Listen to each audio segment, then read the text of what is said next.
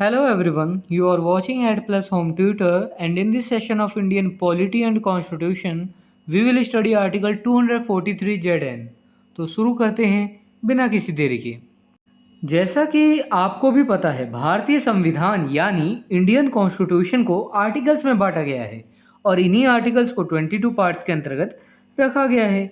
इसी 22 पार्ट्स में से पार्ट 9th बी में द कोऑपरेटिव सोसाइटीज़ के बारे में बताया गया है, जिसके अंतर्गत आर्टिकल 243 जेड एच से लेकर आर्टिकल 243 जेड टी तक के सारे आर्टिकल्स आते हैं।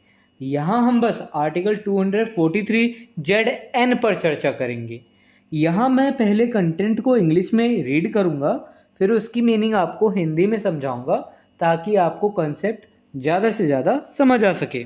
Article 243 Z N talk about convening of general body meetings.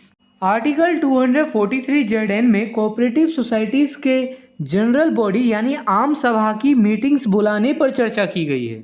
अब मान लीजिए कि आम सभा मतलब कोऑपरेटिव सोसाइटीज़ के जो सारे सदस्य होते हैं, जितने भी लोग वहाँ काम कर रहे हैं या फिर जो उनके सदस्य हैं, सबकी एक मीटिंग बुलानी हो, तो उसी के बारे में इस आर्टिकल में चर्चा की गई है।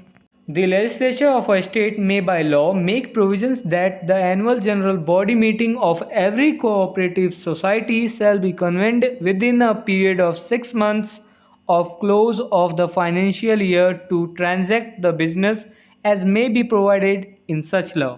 स्टेट लेजिस्लेचर कानून द्वारा यह प्रावधान कर सकेगा कि प्रत्येक कोऑपरेटिव सोसाइटीज़ की annual general meeting financial year की समाप्ति के 6 महीने की अवधि के भीतर ऐसे कानून में बताए गए कारोबार करने के लिए बुलाई जाएगी। देखिए, कोऑपरेटिव सोसाइटीज़ का कामकाज सही तरीके से चल सके, इसलिए जो है जनरल बॉडी यानी आम सभा की एक मीटिंग बुलाई जाएगी जिसमें कोऑपरेटिव सोसाइटी के सभी सदस्य रहेंगे। और ये मीटिंग जो है एक फाइनेंशियल ईयर में कम से कम एक साल में एक बार, एक फाइनेंशियल ईयर में एक मीटिंग तो होनी ही चाहिए।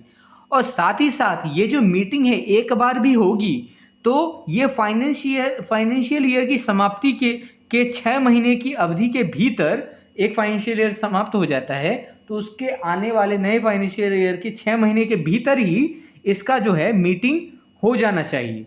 ठीक है, तो एक तो ये हो गया कि 6 महीने के भीतर होना चाहिए मीटिंग, और दूसरा ये हो गया कि एक साल में ही तो एक बार होना ही चाहिए। दोनों चीज़ ये फॉलो होने चाहिए। ठीक है, तो ये समझ में आ गया होगा आपको।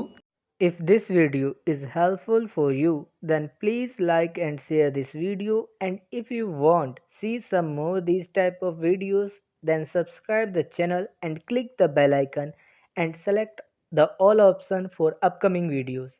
And I hope you have a great experience by watching the Ad Plus Home Tutor.